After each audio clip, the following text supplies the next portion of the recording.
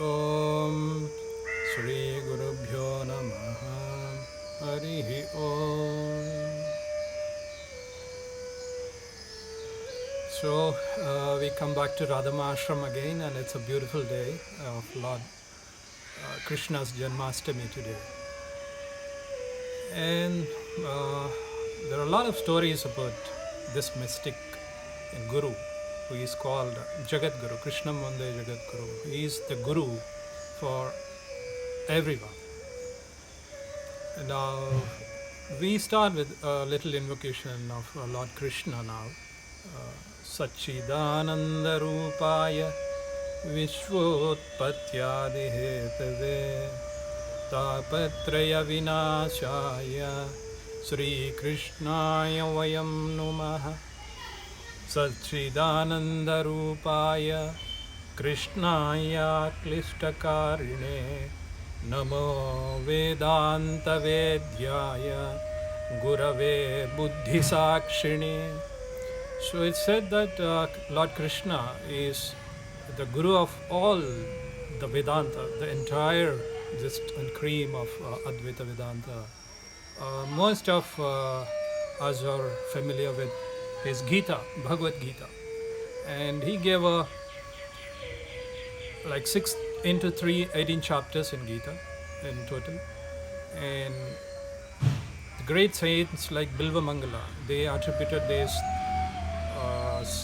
all these 18 chapters as like 18 Puranas, the gist and the cream and the core philosophy of what Veda Vyasa has written in so many books. So this Gita is also attributed to the Mahavakya. It's called Tattvamasi. Tat Tvam Asi is thou art that.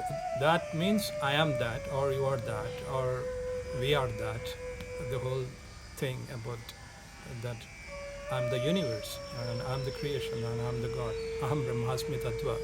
So this Tattvamasi, all the saints agreed upon the Gita as the first 6 chapters covering the Karma Yoga mostly. That entire part is Karma Yoga. And the middle, the 6 chapters is Bhakti Yoga. And finally, Jnana Yoga, which is very important to know who am I, is the question for every being. And Ramana Maharshi was also contemplating and advising everybody to know who you really are. Is it the body that you see, or you are the mind that thinks, or you are not either of the both? Is it something else other than this? Somebody calls it awareness, somebody calls it consciousness, somebody calls it's a moksha, mukti, out of the body experience, near-death experience, and blah, blah, blah. So it goes on. Finally, what is more important for us today is greeting everyone, all these viewers, a great day of Krishna Janmashtami, happy Krishna Janmashtami. And also, one more interesting thing that the person who is shooting this is Mr. Arjuna. He loves to know what is this Abhijit Lagna. Abhijit Lagna means, Jit means victory. The one who gives victory over everything, and he is the one who created everything, so obviously he is the greatest and he is the supreme Lord Head. And Abhijit means no one can win over him. Either you talk about his goodness, his qualities, his knowledge, his deeds, his incarnation, especially in human form, to Devaki and Vasudeva. He was born like a child, like you and I, in physical form, with 4 bhujas, chatur bhuja, and 4 hands, with the shankha, a conch, with the mace, with the disc, supreme disc, and with the lotus. Lotus is for the Sahasrara, it's the Jnana that we have in Kundalini Yoga. He also had all the time in the greatest, the beautiful looking flute. Many saints have given their own ideas and talk about what is this flute exactly. It is just a bamboo stick with 7 notes, 7 holes in it, which is All the yogis agreed that this is the backbone with all the seven chakras, the Shat chakras basically till your Sahasrara, and finally the Turiya Sthiti is the union with the God. Now, why he is playing the music all the time?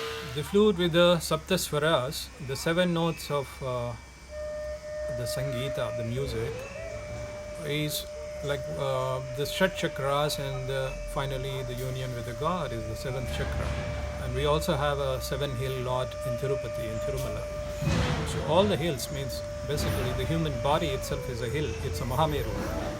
And we have chakras within, and we have to blow out, open up every chakra, and Lord Krishna has given the Bhakti Yoga, Jnana Yoga, Karma Yoga, and the ultimate yoga of union with the God, and teaching us the Tattvamasi Aham Brahmasmi Tattva with his teachings.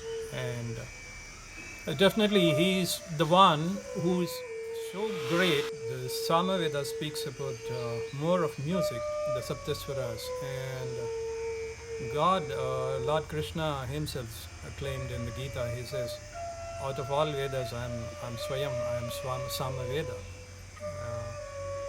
So what is that about these notes and sound is the gopis all loved this music, and they were all rishis and munis in the Treta Yuga when Lord Rama incarnated, and they asked Lord Rama that we always want to be with you, Lord.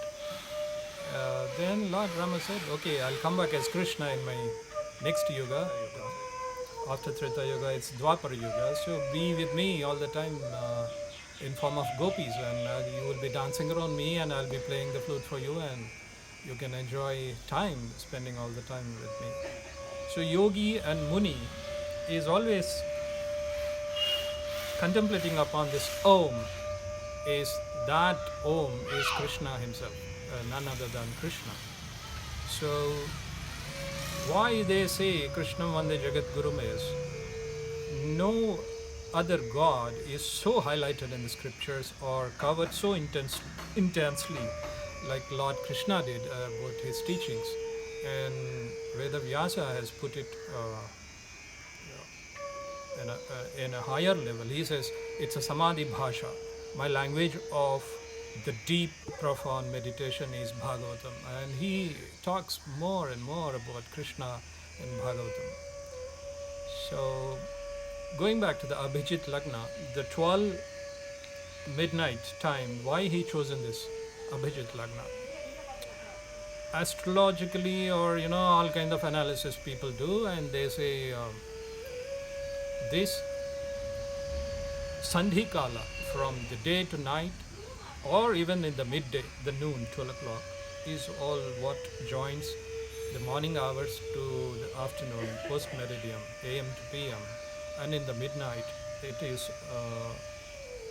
the time 12 PM or 12 AM is called Abhijit Lagna. This is Abhijit Muhurtam, we call it. So Muhurta. Muhurta is the time, auspicious time, when Lord Rama or Lord Krishna, for their incarnations, chosen this particular time. And what is the greatness of this time is simply because they are not humans anyway. They are the totality as coming in form of human, and to come in an avatar, they have chosen these particular Ashtami and Navami Tithis. Krishna Ashtami, Krishna Janma Ashtami, he is born on the Krishna Paksha of this month, in the black fortnight of lunar month, in the midnight hours. That is Lord Krishna. He chosen the Ashtami. And Rama chosen the Navami. The very next day after Ashtami is the 9th day, Lord. But there are two different yugas. It's not the same yuga they were born, but they chosen the Navami. There's an interesting other mythological story why Navami, Ashtami and Navami.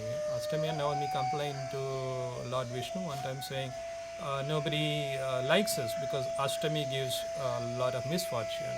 That kind of a thought is there prevailing in this world, and we want to be getting rid of this blemish. Then Vishnu said, in two of my incarnations, Rama and Krishna, I will be choosing your Tithi, the Ashtami and Navami days, and people will give you more glory to you. So he is such a loving God. He gave all the Rishi Muni the gopis body because they were asking for, we want to be with you all the time, and whatever they asked, they gave it. Like for example, our Arjuna, he taught him all the knowledge of the world. Particularly, we are all Arjunas for that matter. We are learning things from Lord Krishna, reading his scriptures and trying to know, understand what the core essence of Tattvamasi. Now, he also bestowed all this. Uddhava. Uddhava is another sage. Who is completely into Gnanakanda. He is not into Karma Yoga or like gopis with the Bhakti Bhava.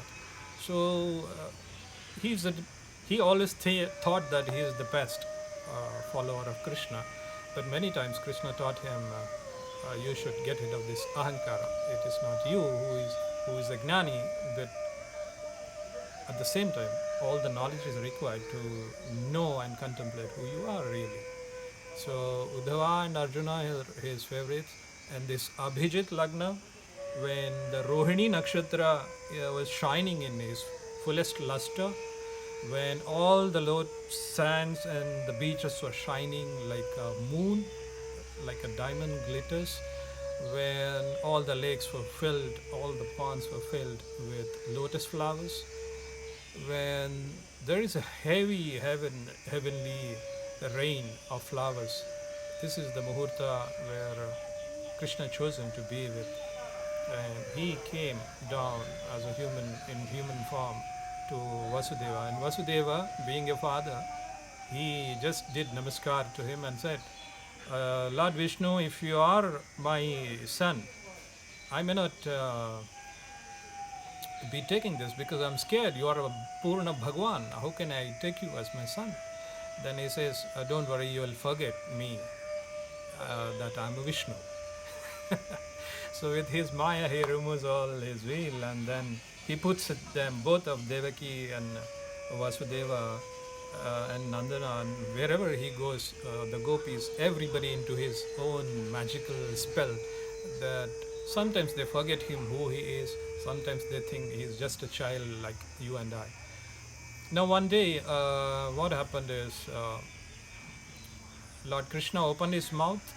When as a child, he is very mischievous, and Yashoda is so angry. She wanted to tie him up. She is trying to tie a person who is omnipresent, omniscient, who is everywhere. I mean, you cannot tie somebody, God presence. But then, as a mother, she tried her best. So Krishna said, "Okay, let her try. I give her a chance to tie me." Then she said, "Why are you taking butter from others? We do have a lot of butter at home. We ourselves will have lakhs and crores of cows in our Goshala. Why are you stealing butter from gopis and their houses?" Krishna, such a little Krishna, baby Krishna, beautifully replied, "See, I'm not stealing their butter. I'm stealing their ahankara, the ego. They are thinking the butter is theirs. It's not there. The butter is coming from cows. It's Gomata's property. It is not their property. They think that they keep in pots and it becomes their property." So what God does to you as a Purna Avatara is, He takes off your ignorance. So He's the one big thief. In Tamil they call Tiruda. Tiruda means thief, the one who steals away your ignorance. So he is called Hari. Hari means removing, taking off everything from you. So the Jiva Bhava, that I am this body mind factor, is removed. And this is the real stealing. It's not the butter stealing. Butter is just the physical aspect of it. And going back to the flute, the flute is always touching his lips, his beautiful lips, and he is blowing air through it. We are all dummy bodies. The Prana Shakti, the Vayu, is the one is given, it's a bhiksha from Lord Krishna. He is blowing the Prana Shakti and has to speak, talk, live experience everything. It is, we think that, oh, I exist, but it is the core energy within every being is Lord Krishna. He spread everywhere. So the holes which make the nada, it is called nada brahma, the sound notes. He is the creator of the sound. He is the creator of the universe. So even the greatest quantum physicists agree, the light and sound are the two sources for creation, and it is the Lord Krishna who created. So many darshanikas, there are many rishis, rishi drashtas, who have seen Krishna in a different form, very different form. They were thinking, what is dhara, adhara? Adhara means the lips. In Sanskritam, adhara means lips. So this flute is touching the lips, and gopis are very happy with the flute and his music. Why means dhara means the world, the mundane materialistic world. Adhara means that which is not mundane or materialistic. That's simple. So adharamritam is the nectar coming out from Lord Krishna consciousness. That is the real nectar. That is the real gnana. So he is giving out this beautiful musical form, note form. That music is called Samaveda, the knowledge absolute about Tattvamasi Aham Brahmasmi Tattva from Yajurveda, or you may call it Sarvam Khalvidam Brahma, and I exist everywhere. Because the simple act of his childish, mischievous thing to his mother Yashoda, he opened his mouth, shown her all the trillions of galaxies in his small little mouth, proving only one point. It's not that he is the greatest. He doesn't want to give, I am the greatest of all.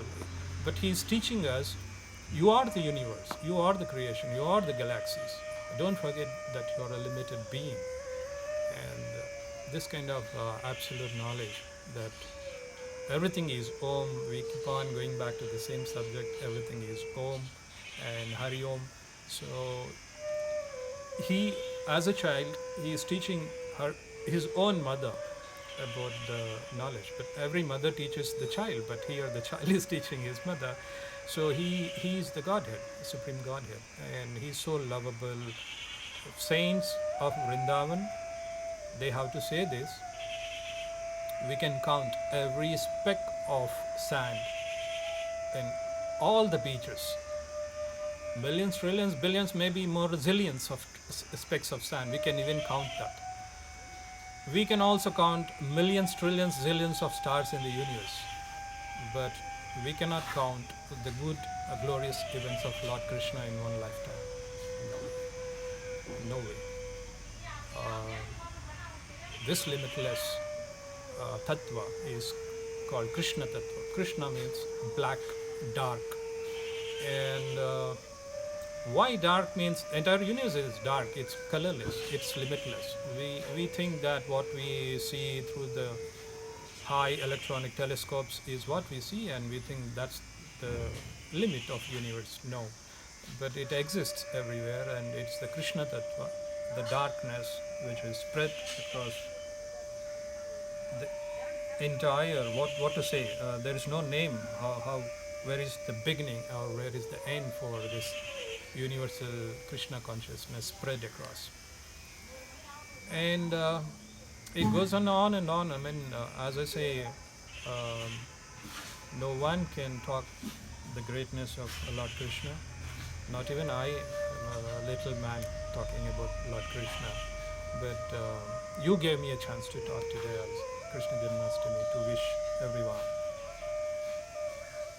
So, what else? I mean, if we think what he did to the world and why we should take him as a Jagat Guru, we talk, say, Krishna Manda Jagat Guru is a simple aspect that the two texts, if you closely watch and review, the Bhagavatam and also the Bhagavad Gita, you will understand why he is the real Guru. Because the Guru is the one who removes your all that superficial knowledge which you think it's knowledge, but it is not a real knowledge. It is called avidya.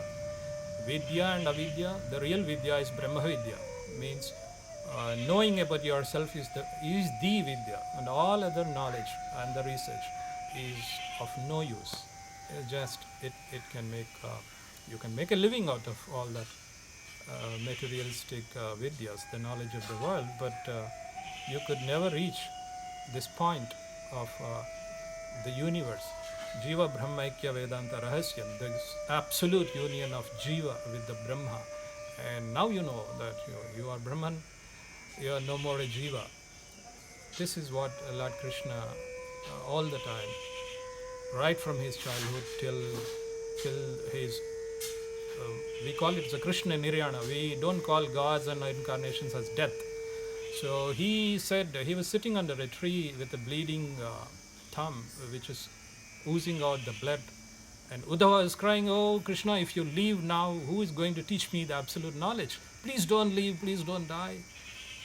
Then Krishna laughed at him and said, "This is what you learned about Brahma Vidya. Do you think this body is real and you think that I am dying? No, I exist in form of Bhagavatam, the text from my head to toe. All the khandas of the Bhagavatam is this absolute text. Your job is just go talk and teach and preach this text to everyone and tell the real tattva, who they are. There is no you, there is no I, so please don't cry." So Rama and Krishna, both incarnations happened at the Sandhikala, 12 Abhijit Lagnam. 12 noon Rama was born, 12 in the midnight Krishna was born. So Ram and Sham both are the same, and there is no difference. Ram or Sham is the same consciousness. Both are Purna avatars. One is in form of a human, is Rama, who always followed the dharma, the great dharma taught in Veda. And the other has shown us the absolute marvelous beingness, the supreme power of our own being, that we are not just limited beings, but we spread across everywhere. We are everywhere. The term Vasudeva, Vasati means in Sanskritam is living, is existing there. Deva is the God, who is the supreme leader for the living. So Vasudeva, we all call him Vasudeva, Vasudeva. And we also call him Achyuta, Achyuta, because Chuti means falling down, and our mind, human mind, it keeps falling down all the time and going into the mundane base levels. But when you pray to him, Lord Krishna, Achyuta, Achyuta, Achyuta, you become like you never fall. There's no falling angels like in that we see in the Bible, the falling angels. So you don't fall, and when you say Achyuta, you don't fall, you grow up, you get your consciousness elevated. When you say Ananta, you become limitless. That's what you are, Riman. You are not a limited being anyway. So you keep on verbally saying Achyuta, Ananta, Ananta, because and Govinda. Govinda means Go Sabda is the Veda. Vinda means being happy. So you are the Vedic Om, that Om within you, and you are that ultimate joy or the bliss.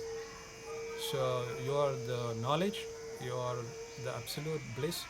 So Achyutananda Govinda is Namatrayam. It is called the three namas which can cross this Bhavasagara, the ocean of samsara.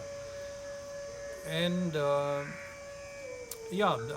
I really feel we are blessed to be in Tiruvannamalai in this session of Abhijit Lagna. We are also started shooting this video here in Radha Ashram. Radha Shabda also is very closely related to Lord Krishna, and Krishna is always in deep love with Radha. Radha means the reverse of Dhara Shabda. Dhara in Sanskrit means world. When you remove the word Dhara, you say the reverse way Radha, it becomes Radha. So don't go travel to the world. As we always say, Namah Shivaya is the more grassified of going to the world.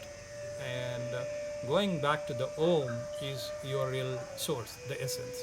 So Sanskritam teaches you indirectly the Dhara. Okay, Dhara, you always contemplate on Mother Earth. You can be the Bhupati, you can be the king of all the lands that you see. But when you contemplate on Radha, it will take you to the Krishna, because Krishna is Atma Tattva. He is the one uh, who is living as a consciousness in every being. And that's what our invocation prayer, one of the invocation prayers saying, Sachit Ananda Rupaya Vishwotpatyadi Hetave. You are the essence for the creation. Vishwa, Utpatti means the creation of the world, came into existence because of you, and you, Lord Krishna, I bow to you.